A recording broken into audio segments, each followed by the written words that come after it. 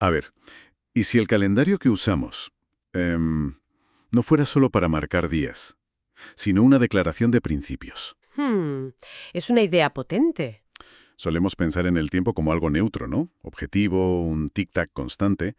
Pero el material que vamos a analizar hoy, un texto llamado Aviv y la arquitectura teológica del tiempo bíblico, nos propone algo, pues, radicalmente distinto. Desde luego. La misión que nos hemos planteado es descubrir cómo se medía el tiempo en el antiguo Israel, y por qué era, vamos, mucho más que contar meses. Y la tesis central es sorprendente. Sí. No había un único calendario, sino varios sistemas que funcionaban a la vez. Uno agrícola, otro religioso, otro administrativo. Suena un poco caótico de entrada, la verdad. Y sin embargo, esa pluralidad no era nada extraña en el antiguo Medio Oriente. Muchas culturas lo hacían. Lo que es fascinante aquí, y que vamos a ver, no es tanto el qué, sino el por qué. Claro, el significado. Exacto.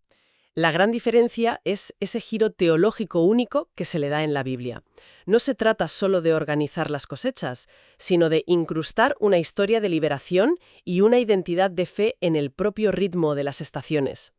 El tiempo deja de ser un ciclo para convertirse, como dices, en un relato. Me encanta esa idea. El tiempo como un relato. Pues empecemos por ahí, por el principio de esa historia, por el nombre Aviv.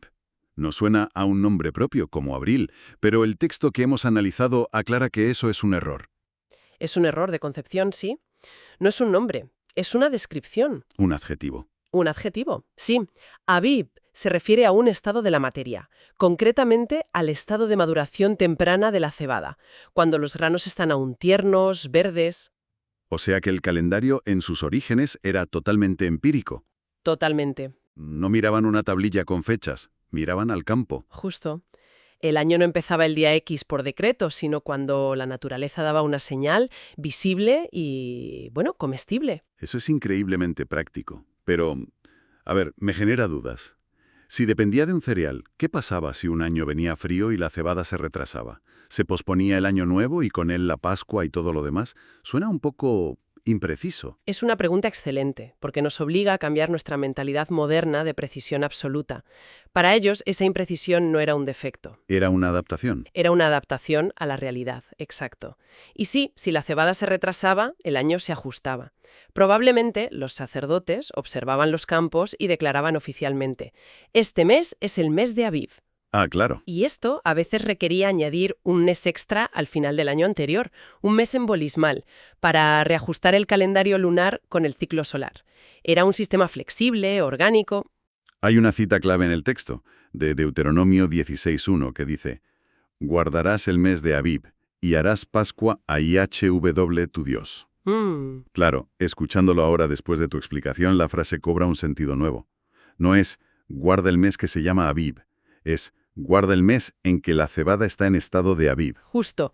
El tiempo está literalmente atado al suelo. Increíble. Y no a cualquier cultivo, ojo. La cebada es el primer cereal en madurar en primavera en esa región. La primera promesa de alimento después del invierno. Por eso se convierte en el punto de referencia natural. El año empieza porque la vida misma, en forma de alimento, está brotando de nuevo. Es una teología de la provisión divina hecha calendario. Resulta fascinante, un tiempo tan pegado a la tierra. Pero el texto que analizamos da un giro de guión espectacular, ¿no? Nos lleva de la cebada a un evento histórico que lo cambia todo. Aquí es donde la cosa se pone profunda. Pasamos de un calendario basado en la agricultura a uno fundamentado en la historia, en la redención.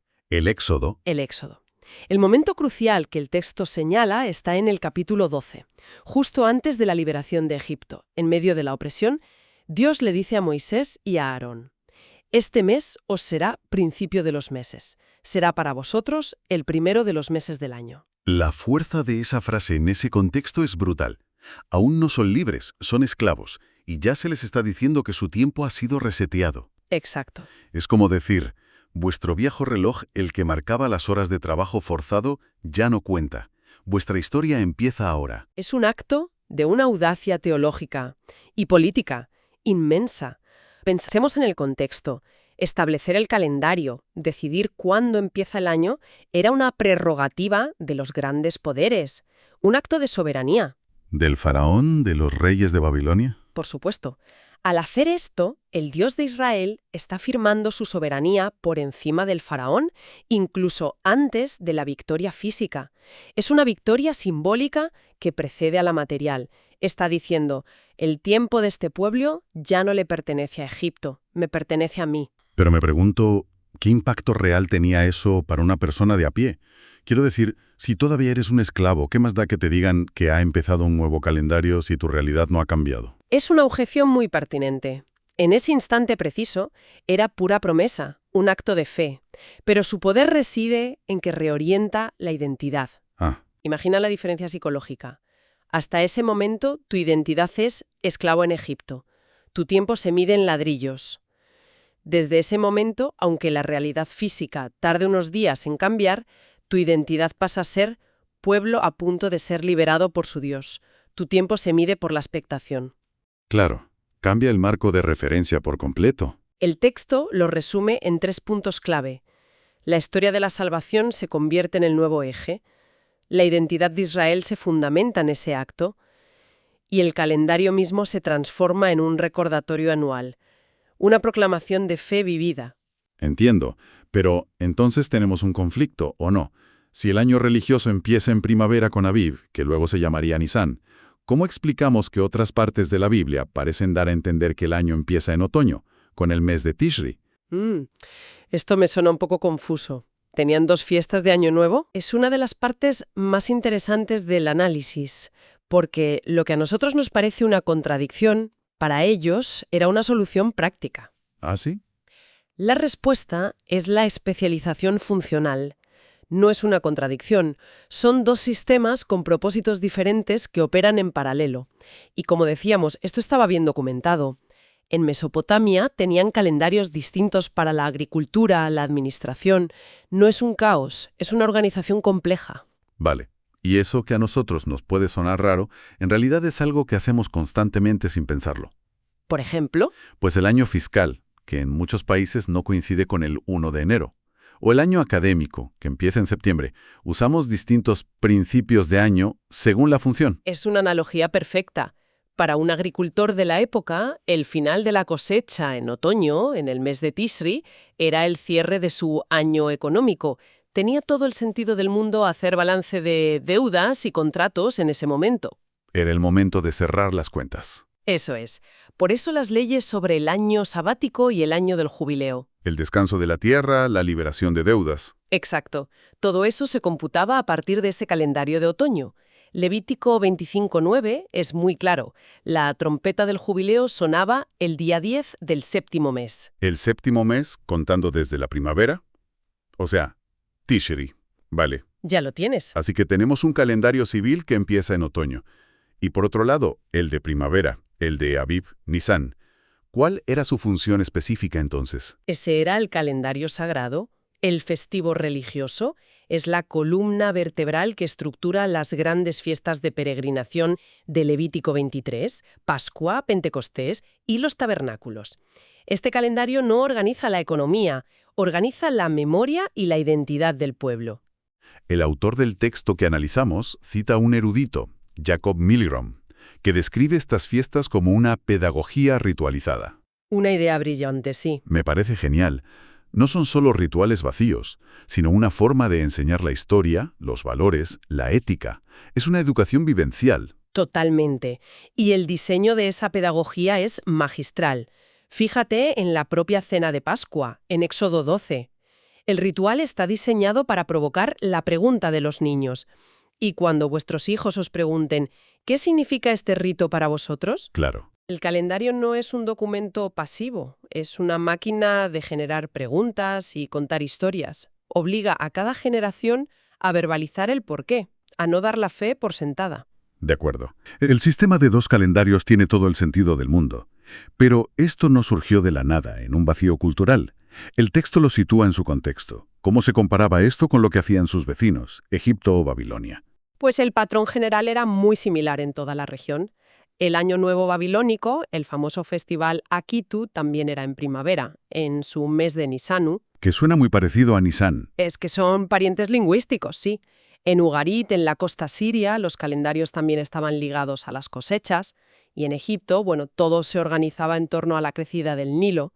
La idea de un año nuevo en primavera, ligado al renacer de la vida, era la norma. Momento, ¿me dices que el Año Nuevo babilónico era en primavera, en un mes con un nombre parecido, y celebraba la victoria de su dios principal, Marduk, sobre las fuerzas del caos? Así es. Suena casi idéntico al modelo de Israel, que celebra la victoria de su dios sobre la opresión en Egipto. No es simplemente una adaptación. ¿Dónde está la diferencia real? Esa es una pregunta clave, porque nos lleva al corazón de la originalidad de Israel. A primera vista, la estructura es similar, pero la diferencia es abismal y reside en la naturaleza del evento que se celebra. A ver. La victoria de Marduk sobre la diosa Tiamat es un evento mítico. Ocurre fuera del tiempo humano y se repite ritualmente cada año para que el cosmos no se desintegre. Es un ciclo eterno. Es una historia sobre las fuerzas de la naturaleza. Y lugar concretos de la historia humana. No es un mito sobre el cosmos, es un recuerdo de algo que, según la tradición, sucedió. Y por tanto, no se repite, se conmemora. Ahí está la clave. Esta historicidad es la gran novedad teológica. El calendario de Israel no celebra simplemente que la primavera ha vuelto. Celebra que en una primavera concreta Dios actuó para liberar a su pueblo. El evento histórico se superpone al ciclo natural y le da un significado completamente nuevo. No celebran la naturaleza, celebran la historia dentro de la naturaleza. Vale, creo que ahora lo entiendo mucho mejor. Si tuviéramos que resumir las grandes ideas de este análisis, ¿con qué nos quedaríamos? Primero, que el año bíblico originalmente no empezaba en una fecha fija, sino con la maduración de la cebada, un tiempo anclado en la realidad. Sí, un calendario que se podía ver y tocar. Segundo, el gran giro. El Éxodo no solo liberó a un pueblo, sino que reinició su concepto del tiempo. Puso la redención, un evento histórico, en el centro mismo de su calendario. La historia irrumpe en el ciclo natural y lo resignifica. El tiempo ya no es solo circular, también es lineal. Hay un antes y un después de la liberación. Y tercero, que la aparente contradicción de tener múltiples calendarios, uno religioso en primavera y otro civil en otoño, no era un caos. Para nada. Era un sistema organizado, complejo y especializado, que permitía gestionar la vida de una manera coherente. Y teológico. La historia de la salvación da forma a la vida social, económica y religiosa. Y por eso el calendario se convierte en lo que el texto llama una confesión encarnada. Me detengo en esa idea, confesión encarnada. Es potente. Mucho. Es como decir que tu agenda, tu Google Calendar, Es en realidad un documento teológico. lo que priorizas, lo que marcas como inicio de un ciclo, dice más de tus valores que muchas declaraciones de principios. Es exactamente eso. Cada vez que el pueblo de Israel comenzaba su año festivo en primavera, estaban declarando, sin necesidad de palabras, que su identidad se fundamentaba en el Éxodo. Medir el tiempo a partir de la redención es, en última instancia, una declaración de lealtad.